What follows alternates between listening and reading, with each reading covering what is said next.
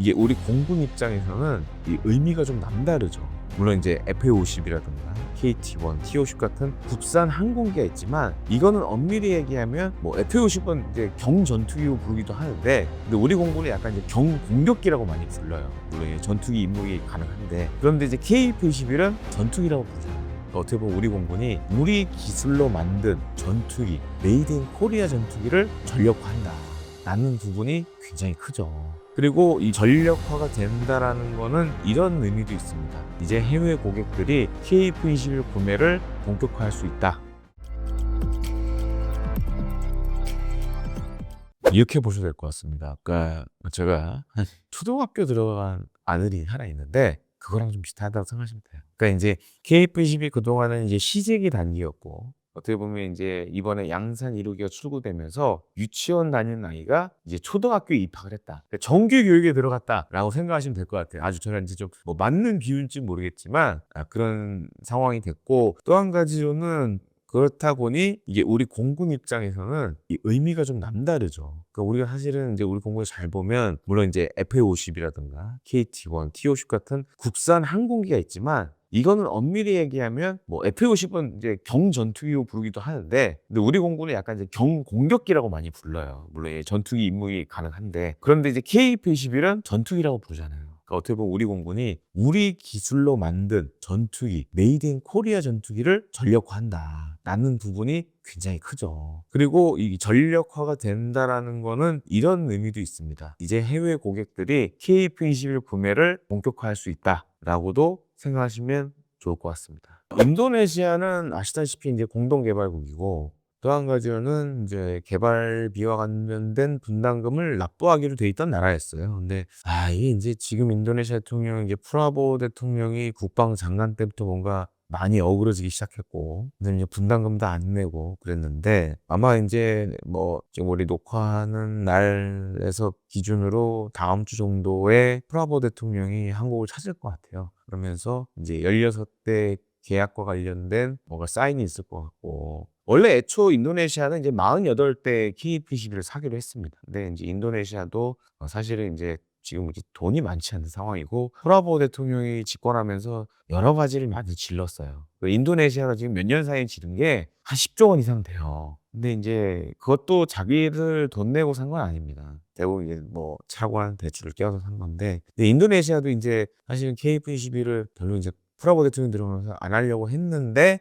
이게 안 하려고 생각해 보니 우리나라와의 관계도 있고 그다음에 우리 정부 입장에서도 이게 만약에 공동개발이라는 인도네시아 말 안 사면 공동개발 사실상 깨지는 건데 그랬을 경우에 또 부담이 있고 그다음에 인도네시아가 뭐 48대 구매하기로 이렇게 해서 사실 이게 국제 시장에 많이 알려졌는데 이것도 어그러지면 이제 KF-17에 문제가 있을 거라고 보여지고 그러다 보니 양국이 이제 한 16대에서 절충점을 찾은 것 같아요. 다만 이제 국내적으로는 문제가 될 수 있는 게 지금 아마 이제 인도네시아 선수 16대는 금융 지원이 껴있을 겁니다. 그러니까 인도네시아가 자기들 돈 내고 다 사는 건 아닌 것 같고 하여튼 뭐 많은 부분을 우리 정부가 이제 대출을 해줘서 사는 그런 지금 케이스로 갈 것 같아요.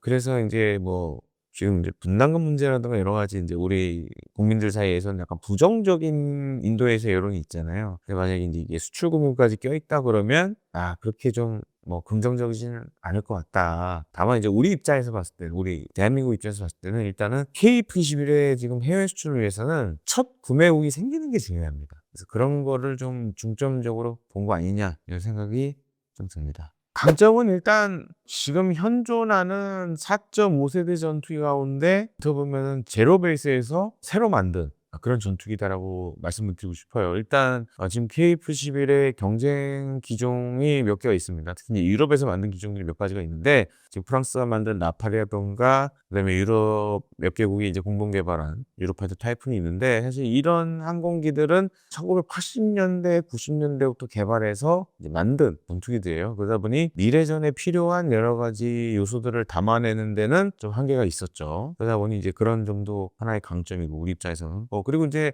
KF-21이 완전한 스텔스 전투기는 아니지만 세미 스텔스, 그러니까 준 스텔스 성능을 갖고 있어요. 그래서 이제 레이더 반사 면적을 최소화하는 뭐 이런 디자인이라던가 이런 것들이 들어가 있고, 그다음에 이제 뭐 지금 경쟁 기종들 대비 가격도 나쁘지 않고, 그래서 이제 우리 공군에 얼마만큼 빨리 배치되고 완전 작전 능력을 갖느냐, 이게만 이제 어느 정도 된다 그러면, 지금 이제 많은 나라들이 관심을 갖고 있지만 아직 공군에 이제 완전히 작전 배치가 안 됐기 때문에 그게 약간 걸림돌이거든요. 그래서 지금 이제 예상되는 시점은 아마 28년 정도면 지금 이제 공군에 배치되는 KF-21들이 완전한 작전 능력을 갖게 되면 본격적으로 또 인도네시아 외에 추가 도입국이 있지 않을까 이렇게 좀 생각이 됩니다. 근데 지금은 KF-21이 이제 요번에 행사에 있기 전까지만 해도 시제기 단계다 보니까 이게 사실 산업 파급 효과가 크지가 않았어요. 시제기 6대 만드는 건 사실 크게 효과를 내기 힘들죠. 근데 이제는 양산으로 넘어가니까, 그래서 20대, 20대, 그 다음에 80대 이런 식으로 이제 진행이 되니까, 그렇게 되면 우리 국내 산업에 미쳐지는 파급 효과도 좀 더 커지고, 또 한 가지로는